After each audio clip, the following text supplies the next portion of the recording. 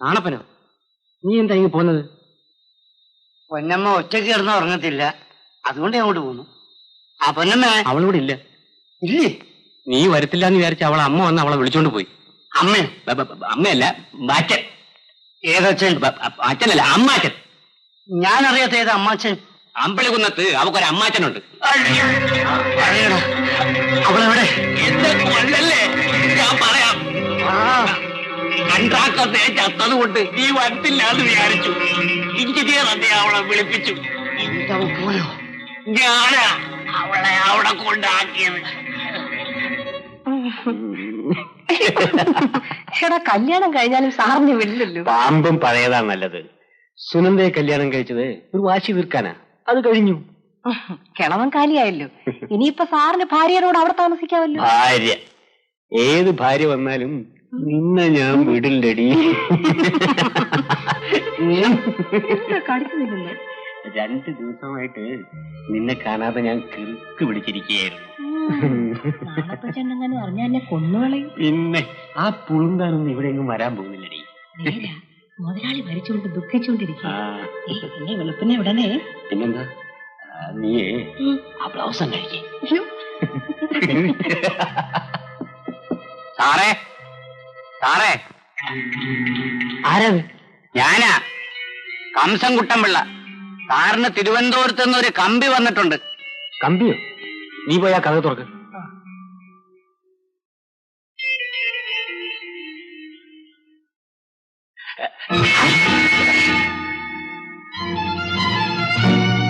നാണപ്പനോ? അല്ല, ആണപ്പൻ.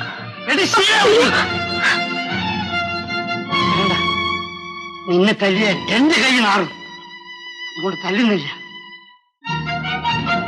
Engineer sir, എത്ര കാലമായി ഈ അക്രമ തുടങ്ങിയിട്ട്? നിങ്ങളൊക്കെ മാന്യന്മാരായതുകൊണ്ട് ആരുടെ പാത്രത്തിൽ വേണമെങ്കിലും കൈയിട്ട് വരാമല്ലോ. സാർ ഇവളോട് പറഞ്ഞതുപോലെ നാണപ്പൻ പുളുന്താനൊന്നുമല്ല കേട്ടോ. ഈ വിഴുപ്പ് കെട്ട് സാറ് എന്നെ ചുമന്നു.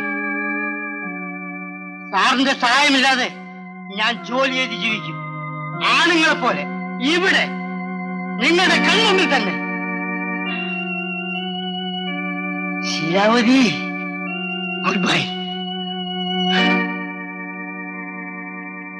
ഇനി ജോലി ചെയ്ത് ജീവിക്കണമെന്നല്ലേ നിന്റെ ആഗ്രഹം? വളരെ സന്തോഷം. ഇനി ഞങ്ങളുടെ കൂടെ കൂടിക്കോ. എന്റെ പൊന്നു സാറേ, സത്യം പറഞ്ഞാൽ എനിക്ക് ഒരു പണി അറിയില്ല. ഇതറിയാനൊന്നുമില്ലടാ. 10 ദിവസം നീ ഞങ്ങളോട് നിൽക്കുമ്പോ താനേ പണി പഠിച്ചു മിടുക്കനാകും. നാണപ്പൻ ഇന്ന് തന്നെ ഏതെങ്കിലും ഒരു യൂണിയനിൽ ചേരണം. ഓ, ഞാൻ ഇന്ന് തന്നെ എല്ലാ യൂണിയനിലും ചേർന്നേക്കാമേ. എല്ലാത്തിലും കൂടെ വേണ്ട, ഏതെങ്കിലും ഒരു വള്ളത്തിലെ യാത്ര ചെയ്യാൻ പറ്റൂ. ഏതായാലും നമ്മൾ എല്ലാ യൂണിയനും കൂടി ചേർന്ന് ഒരു സൊസൈറ്റി ഉണ്ടാക്കിയിരിക്കുകയല്ലേ. നാണപ്പൻ ജോലി ചെയ്യുന്നതിനിടയിൽ ഓരോ യൂണിയനെ പറ്റിയും പഠിക്കട്ടെ, എന്നിട്ട് അവൻ ഇഷ്ടമുള്ള ചേരട്ടെ. എന്താ ബാബ? ഓ, അത് മതി. നാണപ്പ, ഈ ഡാമിന്റെ ജോലി ഞങ്ങൾ എല്ലാവരും കൂടി ഏറ്റെടുക്കാൻ വേണ്ടി ടെൻഡർ കൊടുത്തിരിക്കുക. അത് പാസ്സാവും, പിന്നെ നിനക്ക് ജോലിക്ക് ഒരു വിഷമവുമില്ല.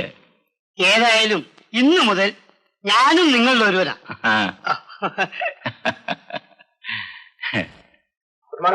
നമസ്കാരം. കോൺട്രാക്ടർമാർ എല്ലാവരും വന്നിട്ടുണ്ടല്ലോ. മണി 10 കഴിഞ്ഞു. ടെൻഡർ പൊട്ടിക്കാമല്ലോ. രാമകൃഷ്ണനാരെ, ഇന്നത്തെ തപാലിൽ ടെൻഡറൊന്നും വന്നിട്ടില്ലല്ലോ. ഇല്ല സർ. എന്നാ നമുക്ക് ആരംഭിക്കാം.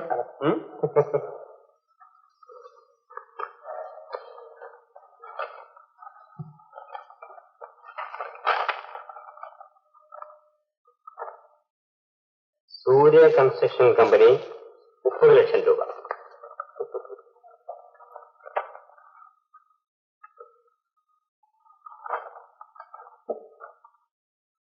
പുളിങ്കുന്നിൽ ആന്റണി ജോൺ 31 ലക്ഷം രൂപ. ഏഷ്യ കൺസ്ട്രക്ഷൻ കമ്പനി 33 ലക്ഷം രൂപ. നമസ്കാരം സർ. നമസ്കാരം. എന്താ എല്ലാവരും കൂടെ? സാർ, ഈ വർഷം തൊഴിലാളി സഹകരണ സംഘത്തെ ഏൽപ്പിക്കണമെന്നും പറഞ്ഞ് ഞങ്ങൾ PWD മിനിസ്റ്റർക്ക് ഒരു അപേക്ഷ അയച്ചിട്ടുണ്ട്. അതിന്റെ തീരുമാനം അറിഞ്ഞതിന് ശേഷമേ ഈ ടെൻഡർ ഉറപ്പിക്കാം. PWD മിനിസ്റ്റർക്ക് അപേക്ഷ കൊടുത്തിട്ടുണ്ടെങ്കിൽ അത് അവിടെ പോയി അന്വേഷിക്കണം. ഞാൻ സംസാരിക്കുന്നത് എഞ്ചിനീയറോടാണ്. വകുപ്പ് മന്ത്രിയുടെ കീഴിലൊരു ഉദ്യോഗസ്ഥനാണ് എഞ്ചിനീയർ എന്നാണ് എന്റെ വിശ്വാസം. നിങ്ങൾക്കിപ്പോ എന്ത് വേണം? ഞങ്ങളുടെ അപേക്ഷയുടെ വിവരം അറിയാതെ ഈ ടെൻഡർ ഉറപ്പിക്കാൻ പാടില്ല. ടെൻഡർ സമർപ്പിക്കാനുള്ള അവസാനത്തെ സമയം ഇന്ന് 10 മണിയായിരുന്നു. അത് കഴിഞ്ഞു. ഇദ്ദേഹം വന്നിട്ടുള്ള ടെൻഡറുകളിൽ നിന്നും ആർഹതയുണ്ടോ ഞാൻ തിരഞ്ഞെടുത്ത് ഉറപ്പിക്കും. എന്റെ ജോലി തടസ്സപ്പെടുത്താൻ നിങ്ങൾ പോണ എവിടെ നിന്ന്?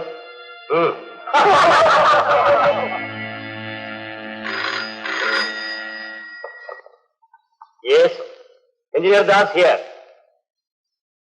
Yes sir. ശരി സാർ. സാർ അത് ശരി സാർ. സാർ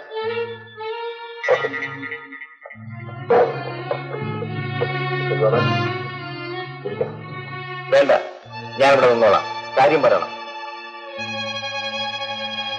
മിസ്റ്റർ ഗോപാലൻ, ഈ വർക്ക് നിങ്ങളുടെ തൊഴിലാളി സഹകരണ സംഘത്തിന് വിട്ടുതരാനാണ് മന്ത്രിസഭയുടെ തീരുമാനം. ഈ വിവരമാണ് ഇപ്പോൾ ചീഫ് എഞ്ചിനീയർ എന്നെ ഫോണിൽ വിളിച്ചു പറഞ്ഞത്.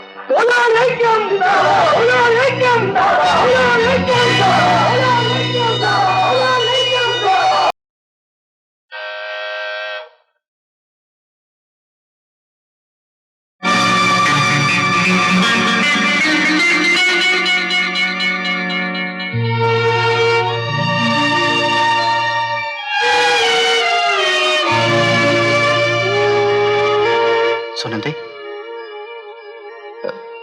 ഇത് എഞ്ചിനീയർ മിസ്റ്റർ ദാസിന്റെ വീടല്ലേ? അതെ, അദ്ദേഹം എന്റെ ഭർത്താവാണ്. I C. ഞാൻ അദ്ദേഹത്തെ കാണാമെന്നാണ്.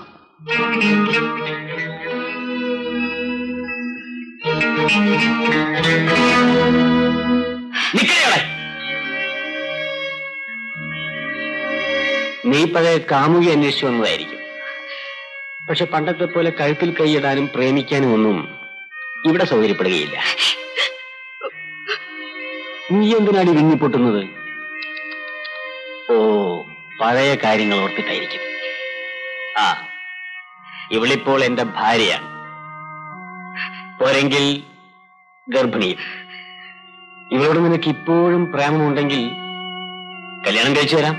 മിസ്റ്റർ ദാസ്, ആക്ഷേപിച്ചു തീർന്നു. ഞാൻ നിങ്ങളുടെ ഭാര്യയെ കാണാനല്ല വന്നത്, നിങ്ങളെ കാണാനാണ്. എന്നെ കാണാൻ എന്തിന്? ഗവൺമെന്റിൽ നിന്നും ചുമതലപ്പെടുത്തിയിരിക്കുന്നുകൊണ്ട്. തൊഴിലാളി സഹകരണ സംഘം അപേക്ഷിച്ചനുസരിച്ച് അവരുടെ വർക്ക് സൂപ്പർവിഷൻ വന്ന എഞ്ചിനീയറാണ് ഞാൻ. ബന്ധപ്പെട്ട ഫയലുകളെല്ലാം എന്റെ ഓഫീസിലേക്ക് കൊടുത്തയക്കാൻ ഞാൻ പ്യൂണിനെ അയക്കാം. Please send it immediately. നിങ്ങൾക്ക് തരാൻ ചീഫ് എഞ്ചിനീയർ തന്നയച്ചതാണ്.